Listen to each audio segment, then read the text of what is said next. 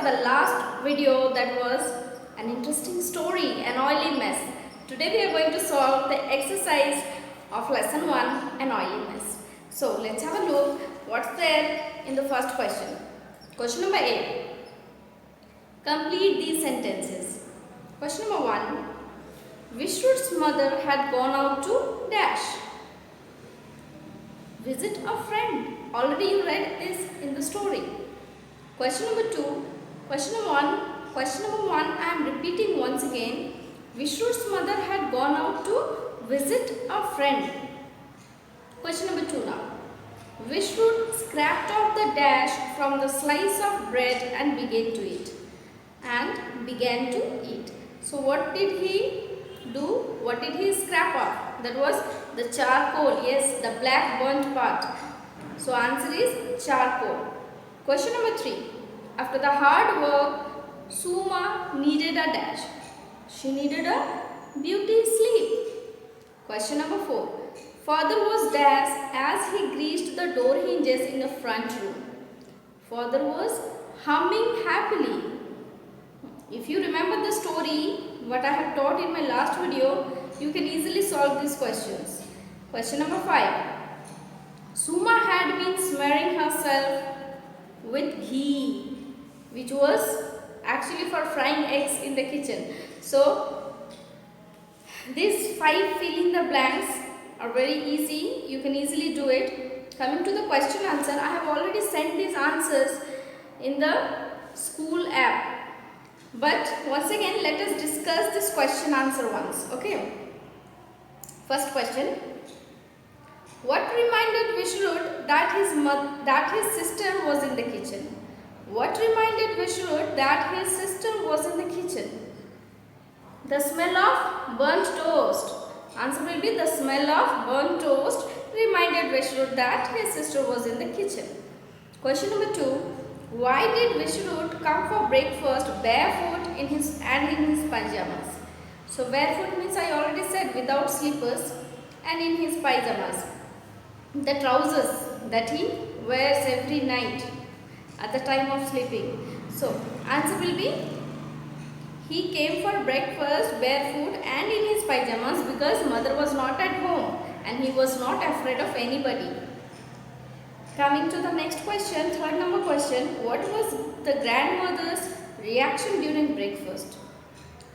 She grimaced. Grimaced means she showed an expression which said that she was not happy.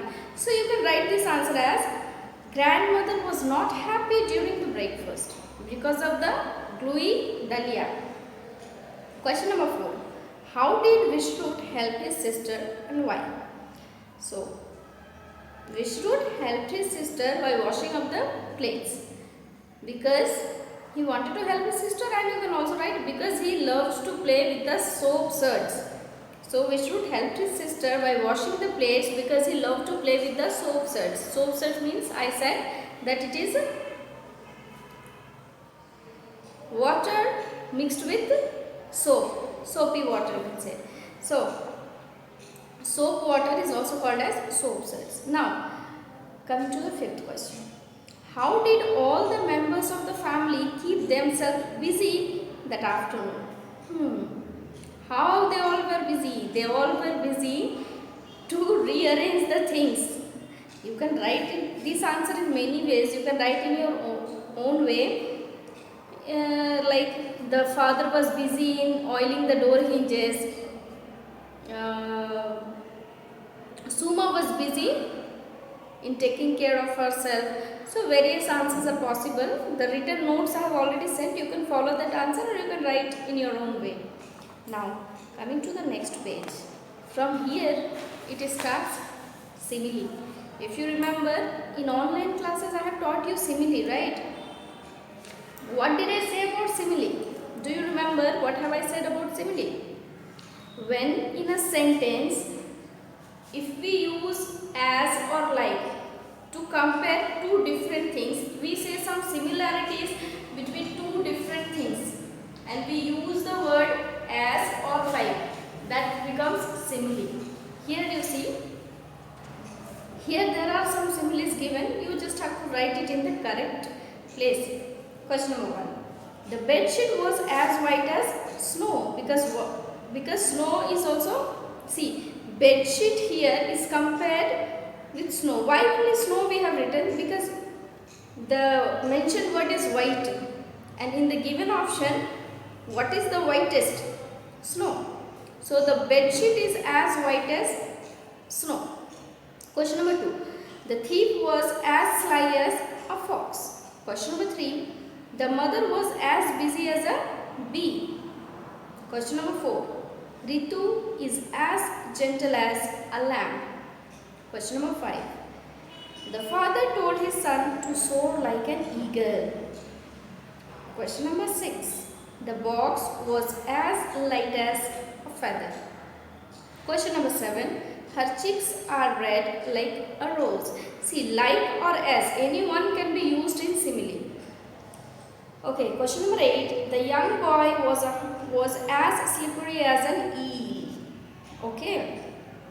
Now, coming to question number B. Here, all the words are related to speed. I have made some sentences, one sentence. You can write your own sentence.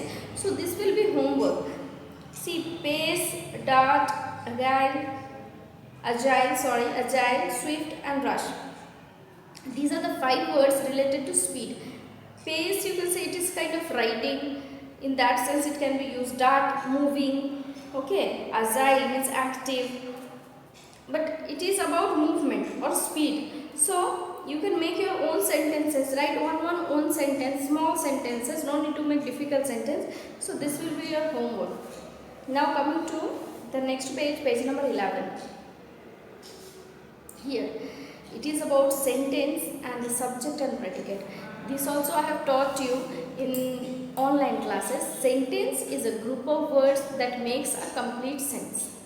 Now in a sentence, I will say this in very short because I have already taught this in online class. And this is just one topic from this lesson. If I give grammar class, in that I can tell you in detail. Okay. So, sentence is a group of words that gives a complete meaning. Okay. Now, in a sentence, about whom or what we talk is called subject. You can also say doer of an action is subject, but in all the sentences, action is not given. If there is no action word, then this definition is correct. Doer of an action is called a subject. He plays well. Who plays well? Play is the action word. Who is the doer of this action? He. He is doing that work. So, he is subject. But that is a, or else I can say, this house is haunted. This house is haunted. Here there is no action word. Then which one will be the subject? In this case, you can go with this definition. About whom or what we talk. About what are we talking here? We are talking about the house. The house is haunted. Means there are ghosts in that house. So that house will be the subject. Okay. And is haunted will be predicate. Now what is predicate? Apart from subject, the rest part of the sentence is called predicate.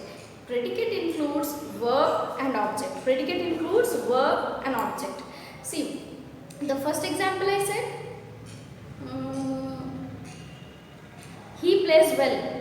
He is subject and plays well is predicate. So, let's solve some questions to make it more clear.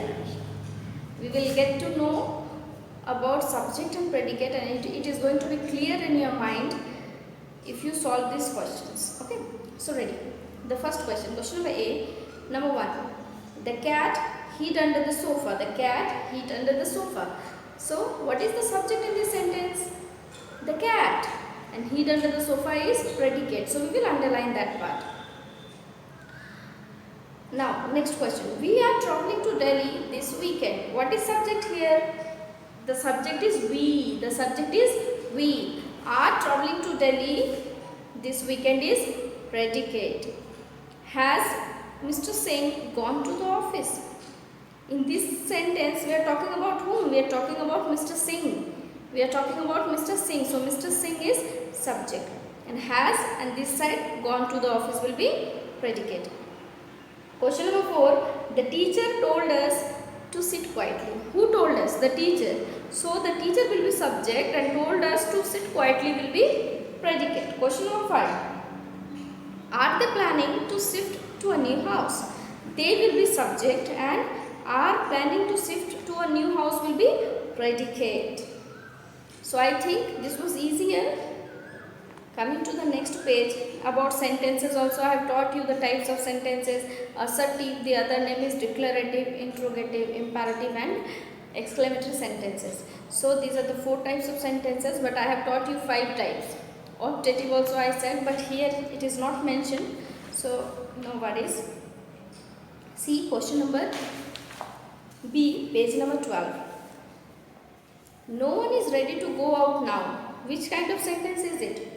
This is assertive sentence. You can also say negative.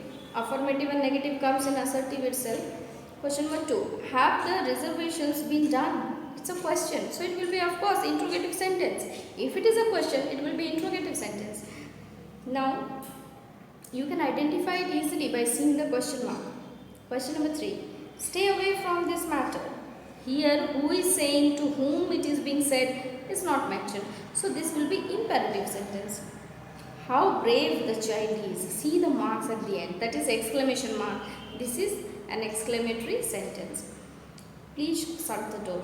Request, imperative sentence. It was stay away from this matter. It is a kind of order. Third number question. So imperative, order, request, suggestions, advices. These all come in imperative sentence. So it is clear, I think. I have already discussed in detail in my online classes. Once again I am saying declarative sentences, assertive sentences are statements, any fact, any positive sentence or negative sentence. Any question comes under interrogative sentence. Any sentence that shows if it is an order, a request and an advice, so that will be imperative sentence. An exclamatory, it is for strong feeling, some wow, what a beautiful dress. So whenever there is an exclamatory mark at the end, you can just know it. And I have also taught you that exclamatory mark, it is like one line and dot. So exclamatory mark. Okay. Now here there are some more questions. Let us see page number 13. Question number 1. His anxiety grew as the days passed. His anxiety grew as the days passed. Anxiety. What kind of noun this is? It's a feeling. It's a feeling. So it should be which noun? Abstract noun. This is abstract noun. Next. The lady bought furniture made of bamboo for her new house. See, there are many nouns here. Lady, furniture, house. These are all common noun. Okay. Bamboo is also a noun. So, third number question is Harish was praised for his honesty. Harish was praised for his honesty. Harish is proper noun and honesty is abstract noun. Question number 4. The jury was united in the judgment. The jury was united in their judgment. The jury was united in their judgment. Jury is collective noun and judgment is abstract noun. Judgment is, yes, abstract noun. Question number 5. The army of soldiers marched down the Mall Road in Nainital. The army is collective noun and Mall Road in Nainital. These are Mall Road and Nainital are proper noun. Question number 6. Children love to eat grilled sandwiches. Children and sandwiches both are common noun. The farmers are expecting a good yield of rice this year. Farmers and year, they both are common noun. We have our summer break in May and June. May and June, these 2 months, name of these months are proper noun. Month is common noun, but particular name, May and June, are proper noun. Coming to question number 9. She liked the bouquet of roses presented to her. She liked the bouquet of roses presented to her. Bouquet. Which noun is it? Collective noun. Bouquet of flowers. So collective noun. The happiness of the family knew no bounds. The happiness of the family knew no bounds. This is which noun? Happiness is abstract noun and family is common noun. Okay. Now, okay, so last question of this lesson 1 exercise part. See, have a look. Complete the phrases below using collective nouns from the box. Question number 1. And dash of soldiers. Answer will be, of course, army. I have already written the answers. So, you can just see, you can write in your book also. An army of soldiers, a flight of stairs. What is, see, this question is about the collective nouns. I have already explained collective nouns are the names for a group. Collective nouns are the names for a group. When we give name to any particular, the group can be formed by different people, different things, different. See what happens when we give names to any group. The name of that group is called collective noun. So here you see there are groups of soldiers, stairs, and what are the names for these groups? We just have to write it there.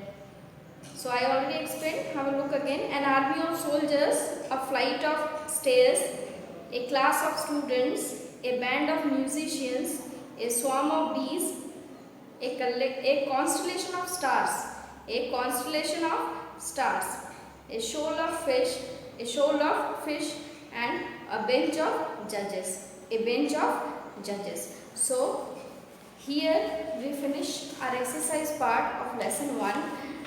We'll meet again in the next video, which is a beautiful poem.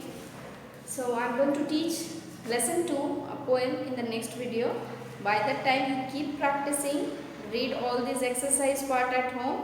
Just finish your work within time. Before I start next lesson in English, you should finish first lesson work. I mean everything, question, answer, fill in the blanks, whatever I have discussed, it has to be finished by you also. Okay, good day. Thank you.